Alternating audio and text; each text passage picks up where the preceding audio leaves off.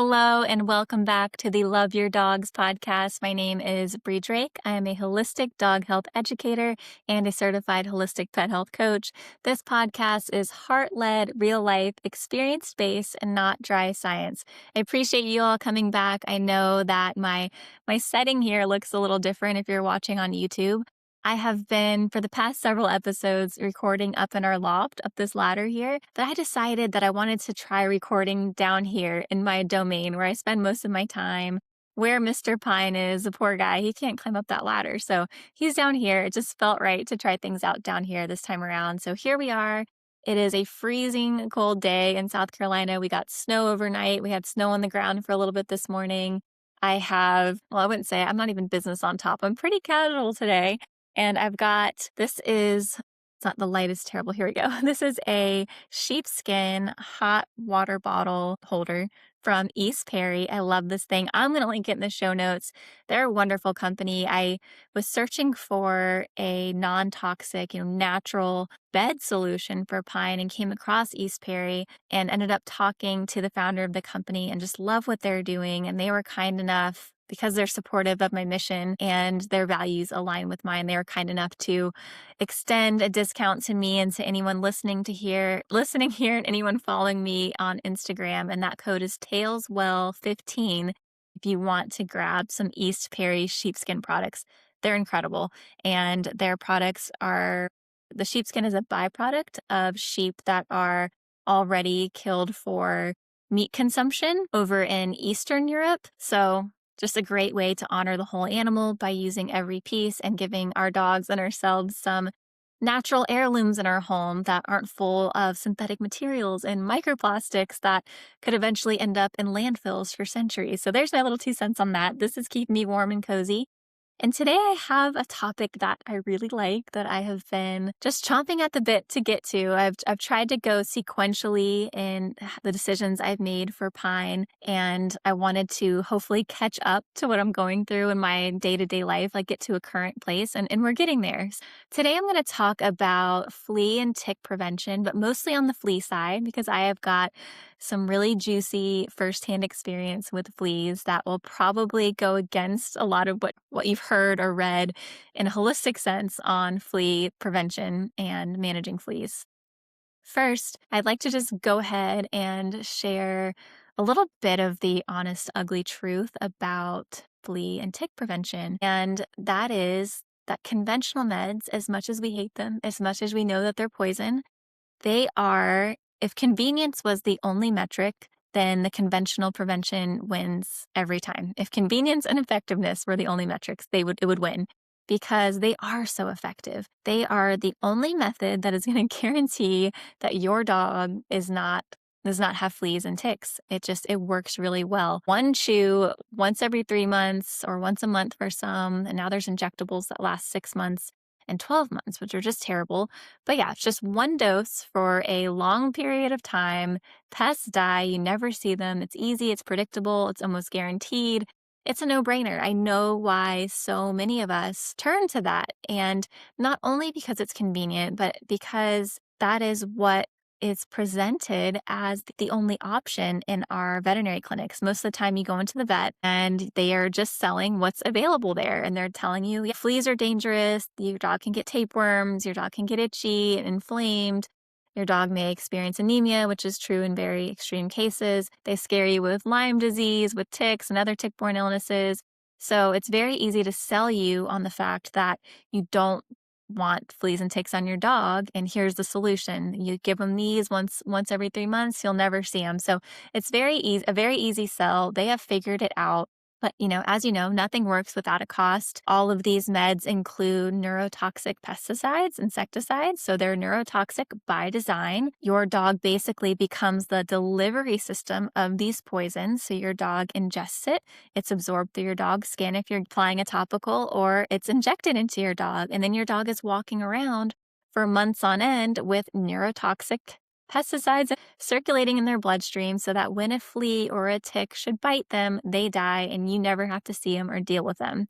So it's a convenience trap like so many other things. And admittedly, most of us demand convenience. Most of us want an easy button.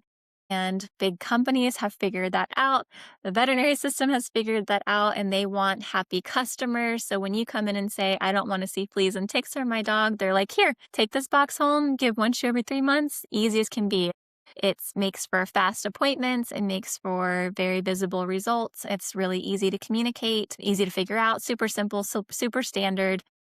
That's the truth on that. It works the best and it's easy, but we know that it is dangerous. And that's what's hard about it too. We get sold on the fear, we get sold on the convenience, and then we also trust this person. We trust this stranger in a white coat in or scrubs, whatever it may be. We trust them enough to believe that they're not going to sell us on something that would be harmful to our dogs, even though it is not on them. Should they be pushing that? No, but it is what we demand. So a lot of the fault is on us here.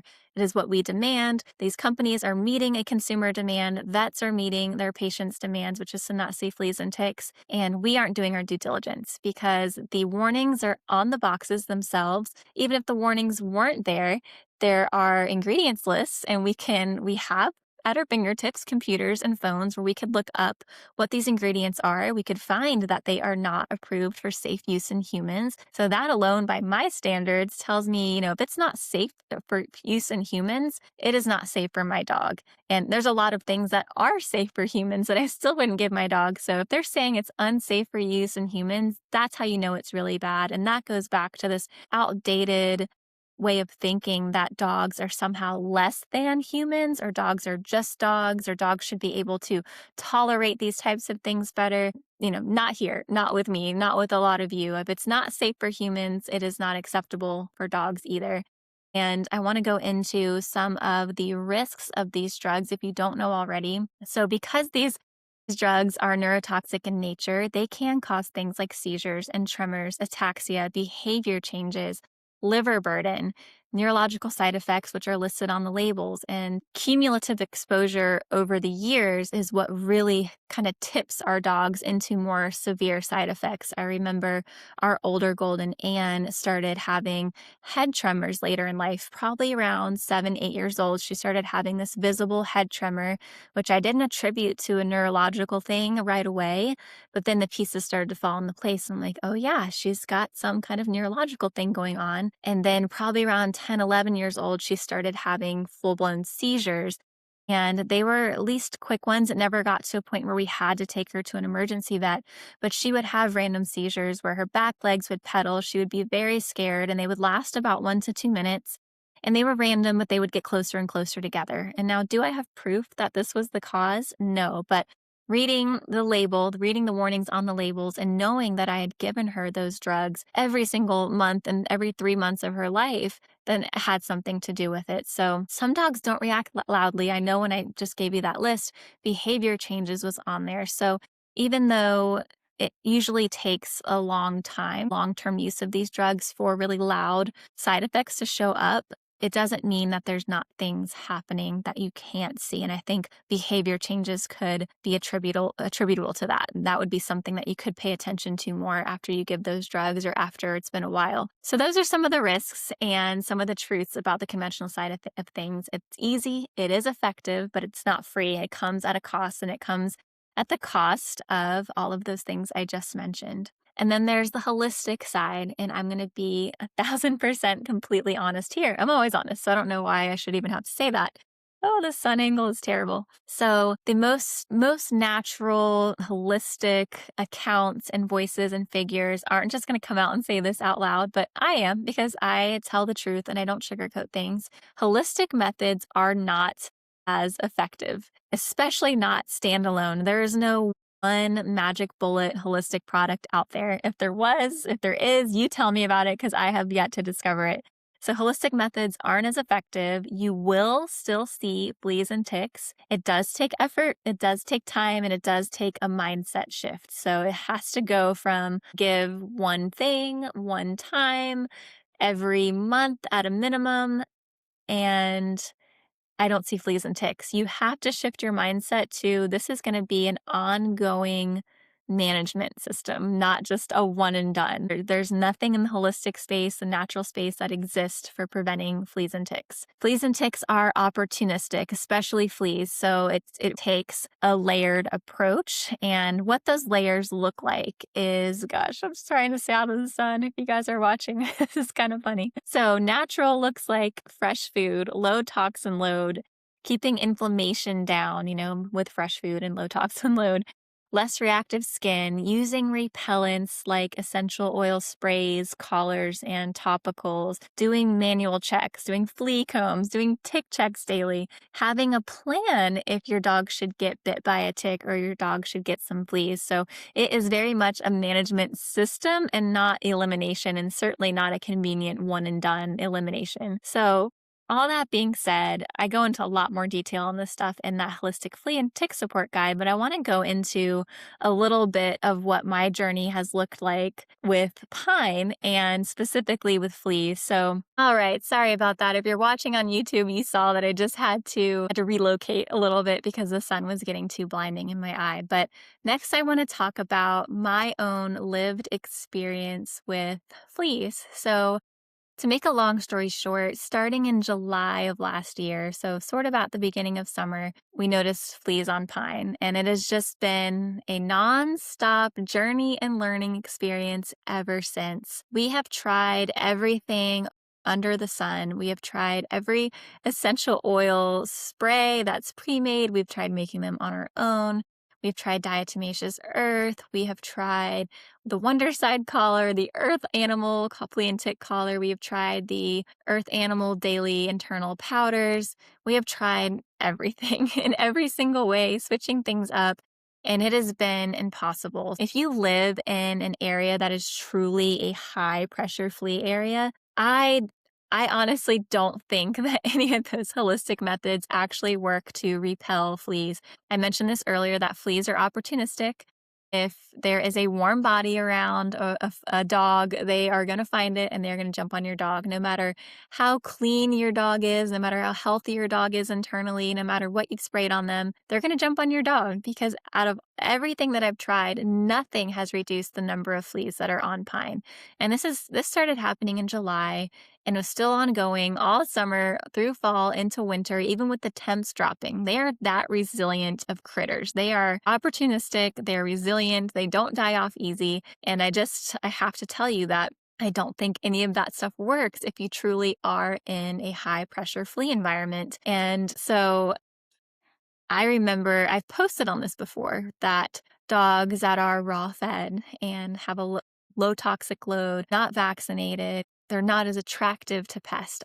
And I want to correct that and I want to call BS on the holistic community for sharing this myth and spreading this message that our raw fed, naturally reared, healthy dogs aren't attractive to pests because they are very much still attractive to pests.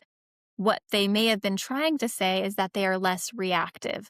So pine, although he's had fleas all summer, what's kept me from caving and going a conventional route, because it might sound like torture, and even my husband here and there throughout this journey has been like, I just feel so bad for him. And I'm like, well, no, the alternative is we give him poison. We've got to figure this out. We've got to support him. So throughout this whole journey, he has been less reactive. The internal support, raising him in such a way that he's getting fresh food.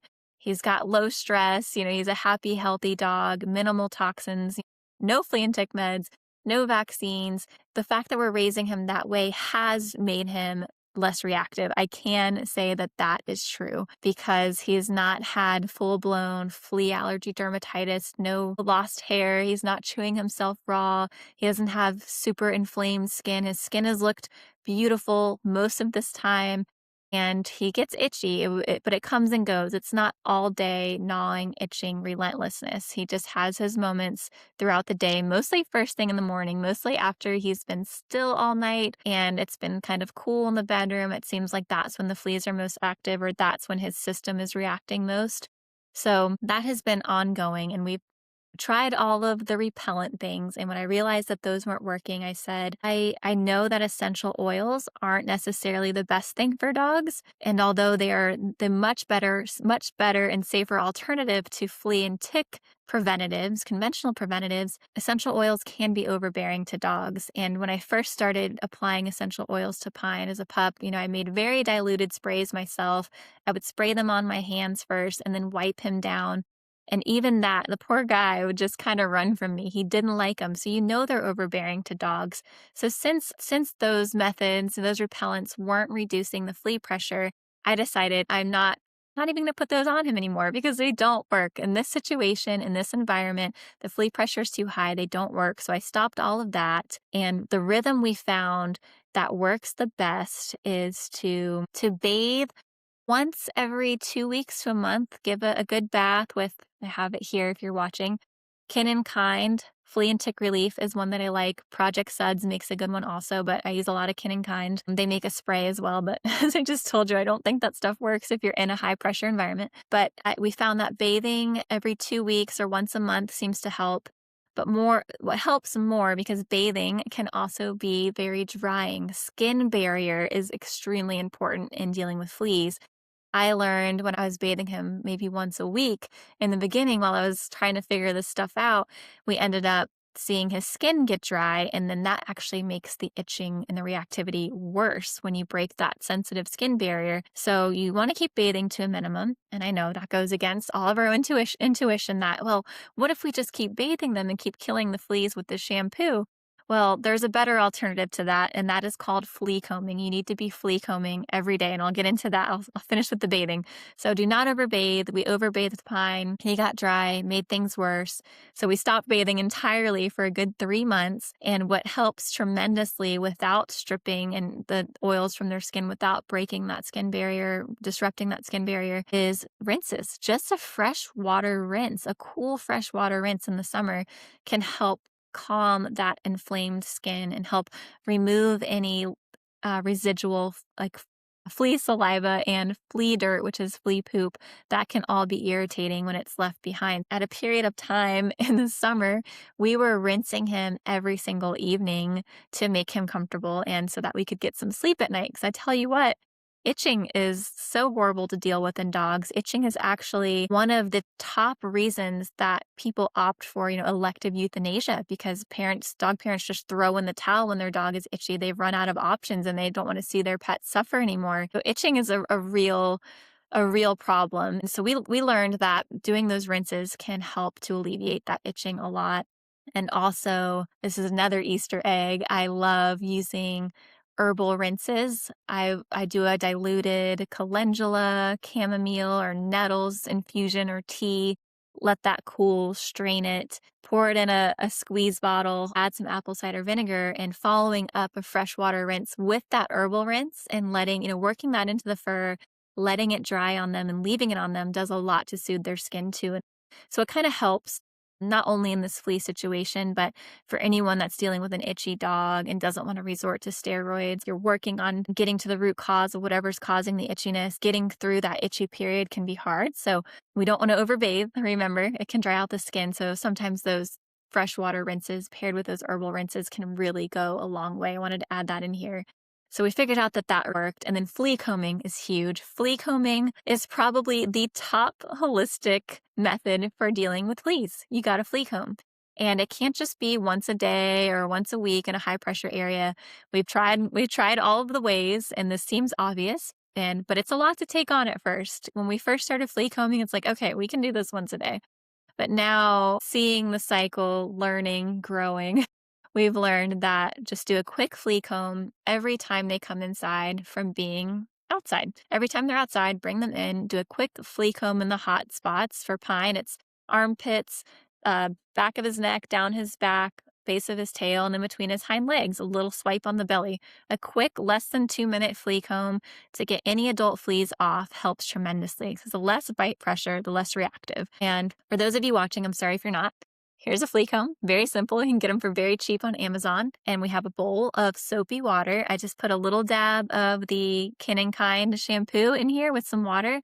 Adding a soap of any kind creates surface tension. So when you pull the fleas, You comb, you pull the fleas off the comb, put it in the bowl, and the fleas drown. They die. And if you find ticks, a lot of times, so flea combing is beneficial for so many reasons. Flea combing is a great way to manually check your dog, not just for fleas, but also for ticks, and then for any other injuries, lumps and bumps. Doing a manual check every day at least once is huge, and flea combing helps you really do a thorough full body scan every single night. It also does wonders for getting your dog used to physical touch in all of the areas of their body. So if you have kids or plan to have kids, I think that's a great way to just get them comfortable with getting their paws touched, getting their tail touched, their ears, their belly. And I know with Pine, we'll flip him over and he's just like a rag doll. I mean, he's really become used to this process. So I think it's a great bonding experience and a great way to check over your dog. So flea comb is huge. If you are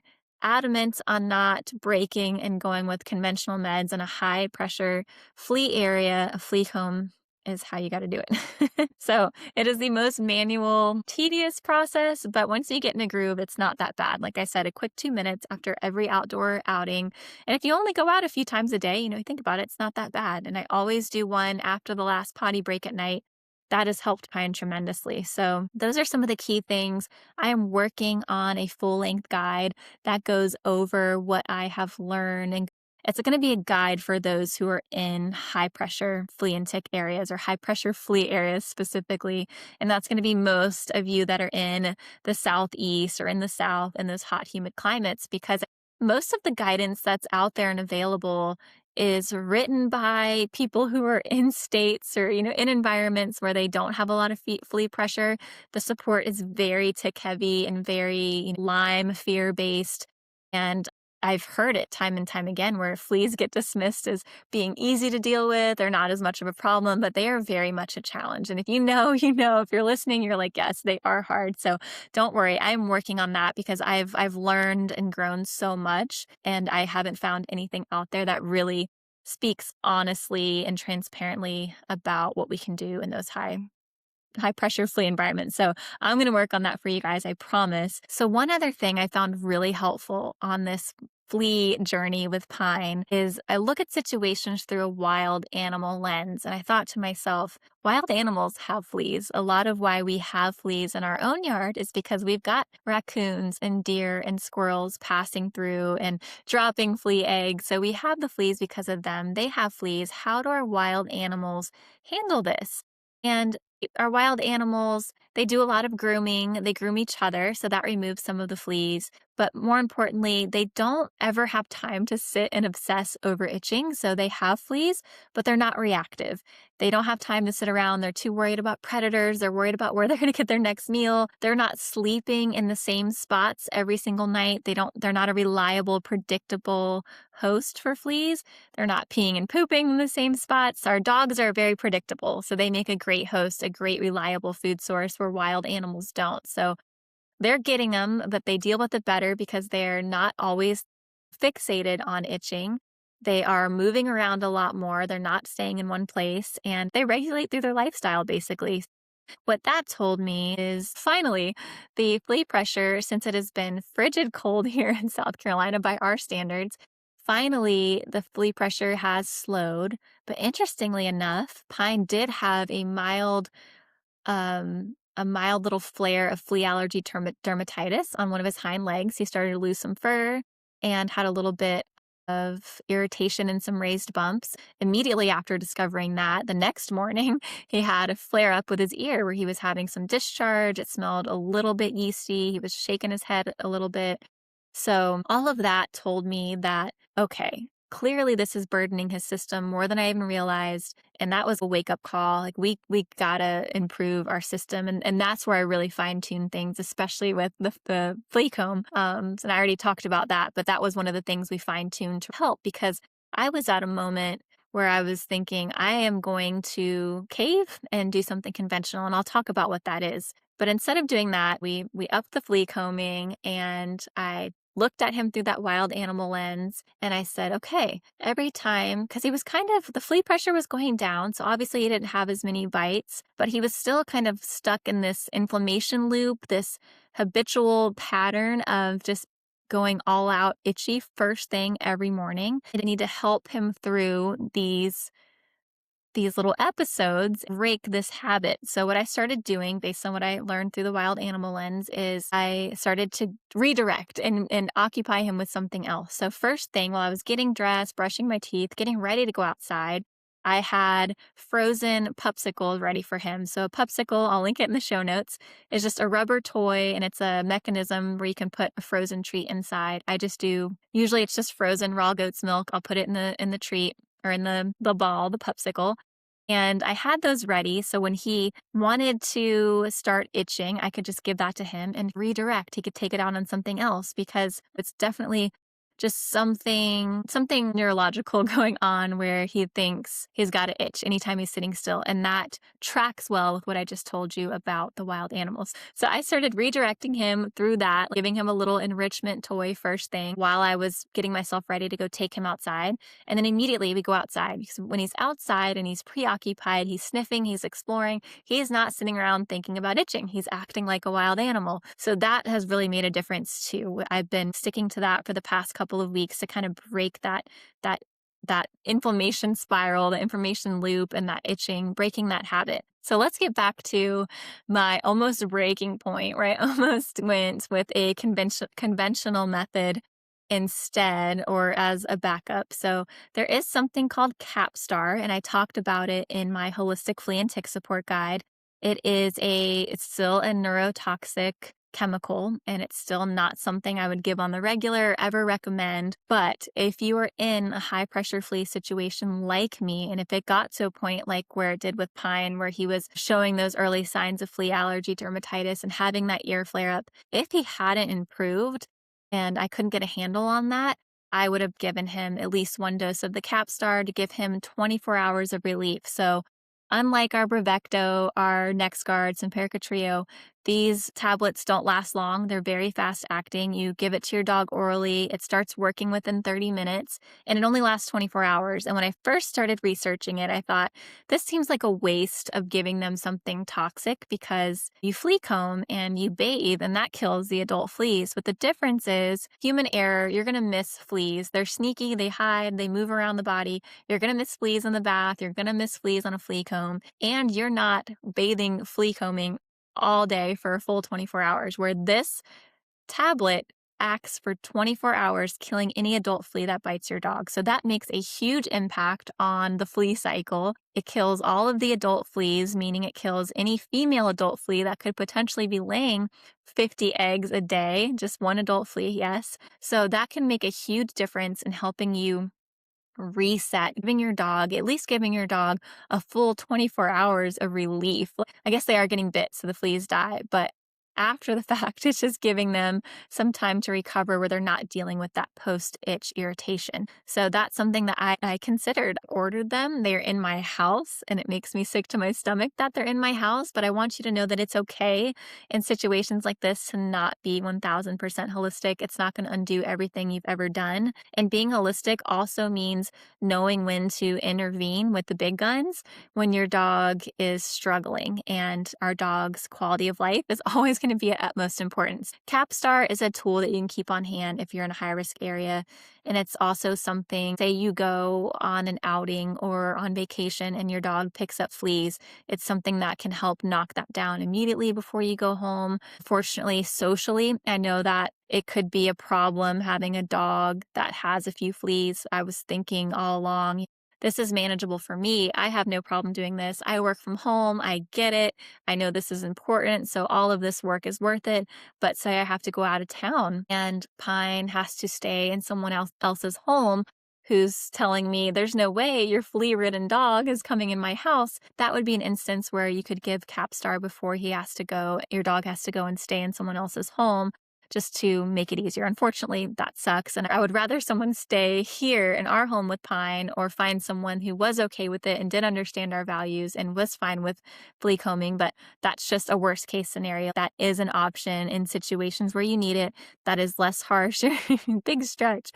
Pine's back here stretching. So you're not committing your dog to 3 straight months of exposure. You're just doing a quick 24 hours. So yeah, my guiding compass is really to support my dog, to try and avoid giving him toxins if I can, to look at the situation through wild animal lens and just see what that looks like, see how you can best imitate that. Obviously there was things I couldn't imitate, but what did makes the most sense to me was don't let them sit around and think about being itchy. You think when we get bit by bugs, and usually it's in the middle of the night, you start itching a mosquito bite and then you just can't stop. Redirect them, give them something to keep their mind off it. And that's obviously hard for someone who's not home all day with their dog like me. I understand that. That is why in that holistic flea and tick support guide I do have some middle ground options for those of you who are like, I may need to do something. And even if you are resorting to a conventional med just to get you through the summer months, that's okay. I think less is best with this approach. None is ideal and, what everyone should aspire to, but less is best. It's less exposure. Giving once a year in the summer months is a lot better than giving all year round just because your vet says so.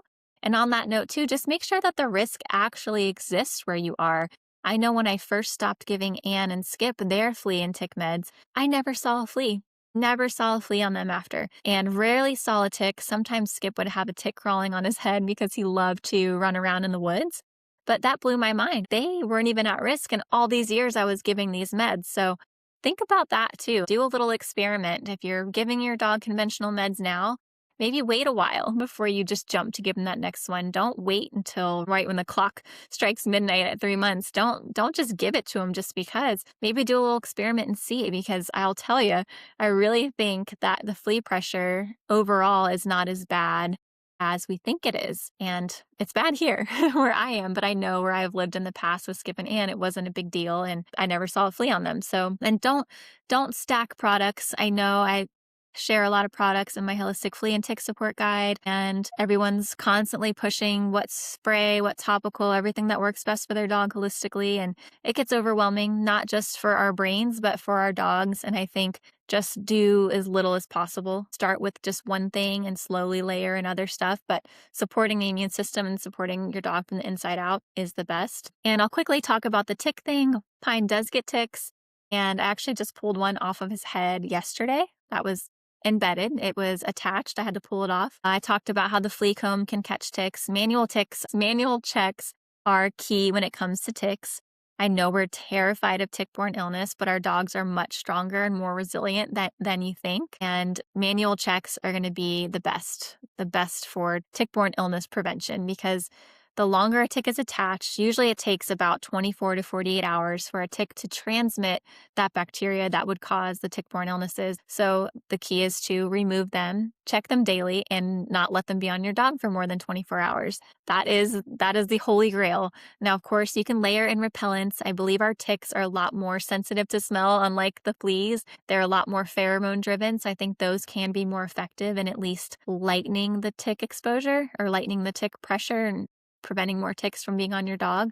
But always check and focus on immune system support. I keep Pine on Benjen's motherboard for pets year round. It's something that if I were in an area where Lyme disease was prevalent, I would give him 2 times the maintenance dose during high tick pressure seasons. Another option is Bor-L Immune. That's another tincture that works well to give your dog extra immune support, because our dogs are strong. Immune resiliency is key during tick seasons. And that is proven by the fact that dogs test positive for Lyme on these tick-borne illness tests on a SNAP test. And that just means your dog was exposed. If your dog tests positive, has no symptoms that align with Lyme, otherwise fine, happy dog, it means that they were exposed, their body neutralized it and warded it off before it became a full-blown infection. And that is really cool and really telling about the power of our dog's immune system when they're supported properly. Lyme vaccinations are garbage. They don't offer any real protection. They're not effective. They were taken off the human market for that reason, because they're not effective. The protection, if any at all, is short lasting and created obvious side effects. So it was taken off the human market, should not be given to our dogs. It doesn't work. The best thing you can do is to support their immune system, keep them healthy, manually check for ticks, and offer that additional immune support, which I'll link those 2 products in the show notes. And another option is working with a homeopathic veterinarian that you trust. There's protocols of giving Lyme nosodes. Usually it's a dose of Lyme nosodes once a week during high pressure, high tick season. That's something to consider as well as an extra added layer of protection. But that's ticks. If you find a tick, my protocol for when a tick bites is I'll remove the tick, I'll clean the area with some witch hazel on a cotton ball. And if I suspect that the tick has been on for longer than 24 to 48 hours, and you can tell by how fat they are, if they're fat, looking well fed, and looking like they've been there for a while, I will give a dose of a homeopathic remedy called Letum C or Letum 200C, whatever you have on hand or can get a hold of. I will give a dose of that day that I remove the tick, and then once a day for another 1 to 2 days after. And that's it. Simple as that. I flush the tick down the toilet or I drop him in the soapy water with the fleas to drown and die. So the ticks aren't a reason to panic. Fear has made, as I talked about in the beginning, fear has made it so easy for these companies to sell us on these poisons. It's amazing how much propaganda it took to convince us to just abandon our critical thinking and common sense and poison our dogs every month. I don't get it. I mean, I know the struggle. I know dealing with the pests is hard. I know some people are really grossed out by bugs, and I know some people just don't have the time to be on top of the management all the time. But at a minimum, we need to strive to be doing less of those meds and only giving them seasonally, only giving them when appropriate, when there's actual risk in the area. It's up to us to weed through that. We know best. We know our dogs best. We know our areas best. We know our lifestyles best. So I will close with this. Don't buy into the overwhelm. I touched on this a little earlier. Just like I find the pharmaceutical industry the supplement industry and the wellness industry almost as bad as the pharmaceutical industry at this point. I am seeing that the holistic natural pet industry is almost as bad as the conventional industry. There's so much push to buy a million supplements, a million different treatments and therapies and tests. And while some of our dogs or older dogs who have more serious issues can benefit from targeted supplementation and some additional testing and therapies, the main pillars of dogs' health is just to let your dog be a dog. Try not to get caught up in that overwhelm. Focus on the most important things, which is movement and outside time, sunshine, fresh air, real food, low stress. Everything else is secondary. Do not get sucked into buying 40 products. Our dogs don't need that. They really just need movement and sunshine and time outside and your love. Focus on getting that right first. Stop buying into all of this stuff. I mean, every time I turn around, there's people that I respect that are just constantly pushing garbage supplements that our dogs don't need. I believe in getting as much right as we can for their biological needs. And I keep repeating this, but movement. Get outside with your dog and move.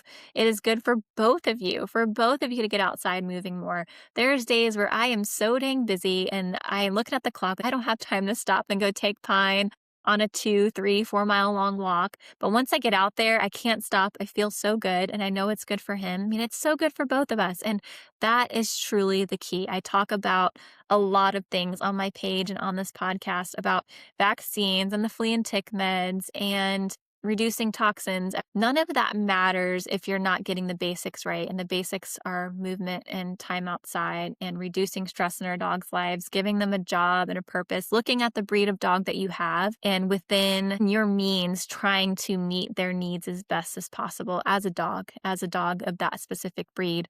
That is going to be so helpful that if you slip up and get other things wrong, that is going to make up for it. Try not to buy into the consumerism. I try hard not to push products on you guys. I want you to get things right in the bowl first and in the lifestyle, and then we can talk about targeted supplementation as we need. I lean heavily on herbs and a couple of supplements that I trust, but other than that, don't buy into all the hype and all the toys and you need this, you need that. Consumerism is an ugly thing. So I'll get off my soapbox there. So no stress, no perfection, just resilient, happy dogs. Love your dogs, guys. I'll see you next time.